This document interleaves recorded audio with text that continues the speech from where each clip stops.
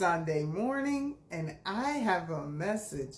And today's message comes from the book of 1Samuel, and it goes from chapter 10 all the way to chapter 31. Now, this is the story of the rise and fall of King Saul. It is riveting, I must say.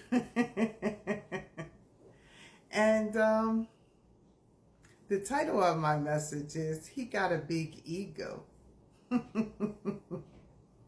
So Saul went from herdsmen, because his family were herdsmen, went from herdsman to king.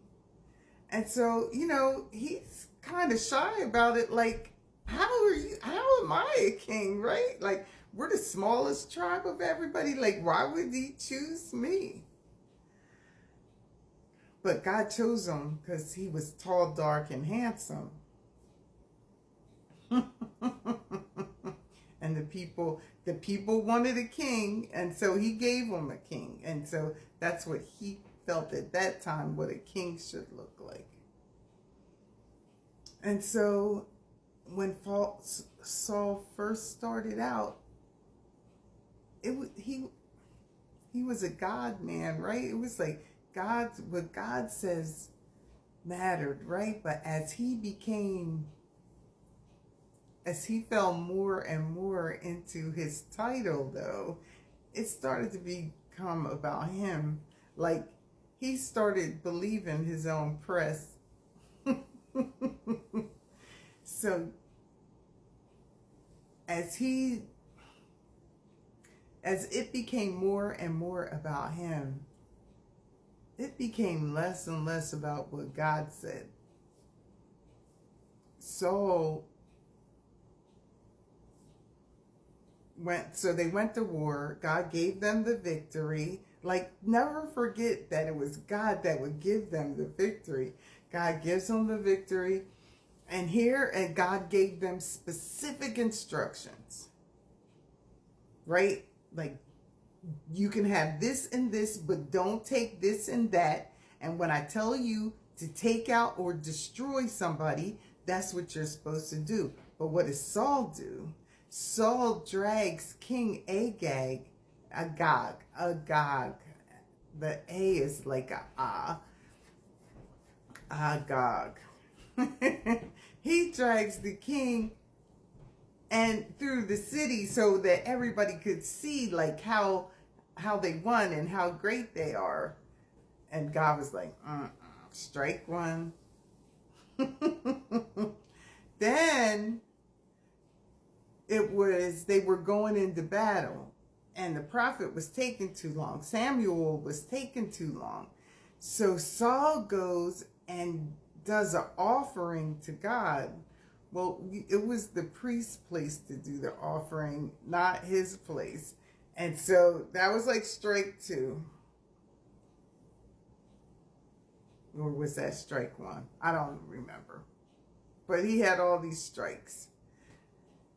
And so after that, when God saw that he wasn't going to listen, that was it. When it started becoming about him and not about God, when it started becoming like what he wanted, not what God wanted, God was like, oh, no. Took that anointing right on away. And Saul felt it leave him.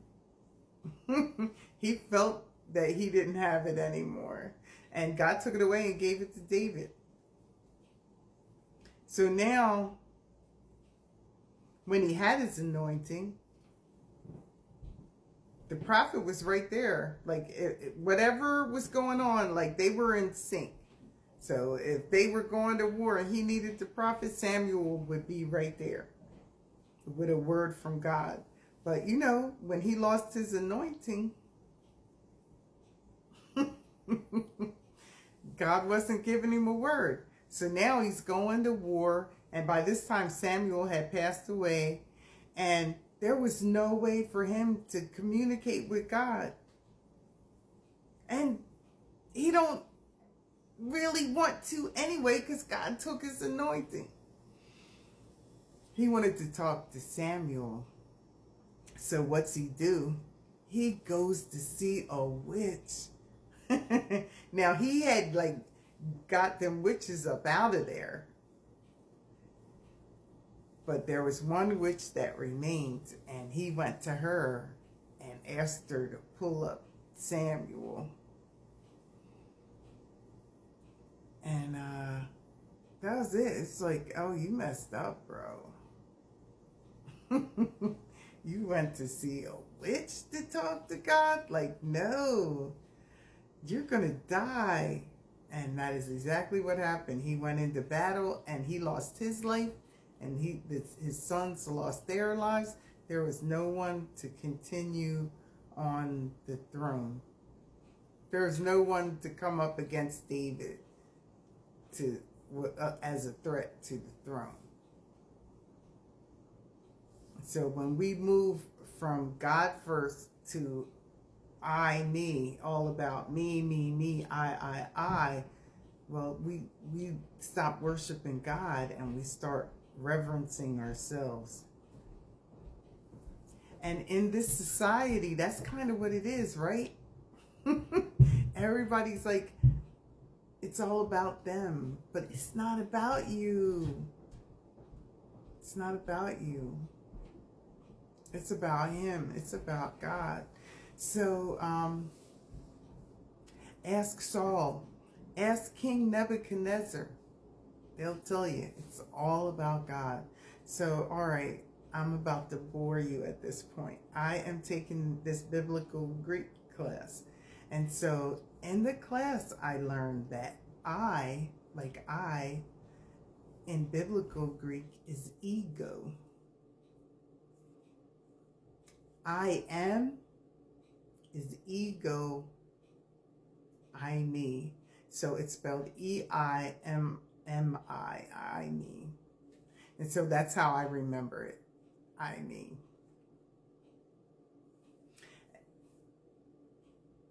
So I, me, I think is also my. So take a minute and listen to yourself as you speak. And or write stuff down, or go through your older writings and look at that I, me, my. Like, look at that in your writings, or listen to that in your speech, because guess what?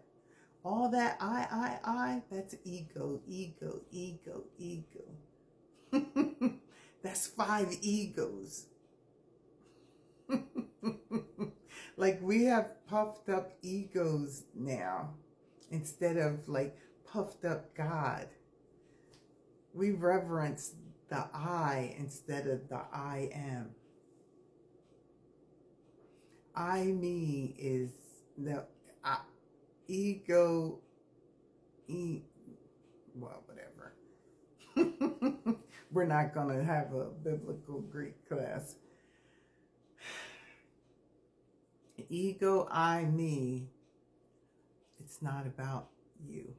Like, God is the great I am. He's the only I am. It's not about you. It's not about our egos. All right, I gotta, I'm coming up on the time crunch. It's not about us. It's about him. And as Christians, we have to recenter Christ in our life. He has to be the focus. It can't be all about us. It never was all about us. All right, so watch them I, me's and my's. When you catch yourself, start saying, every time you hear yourself say I, remember that's ego.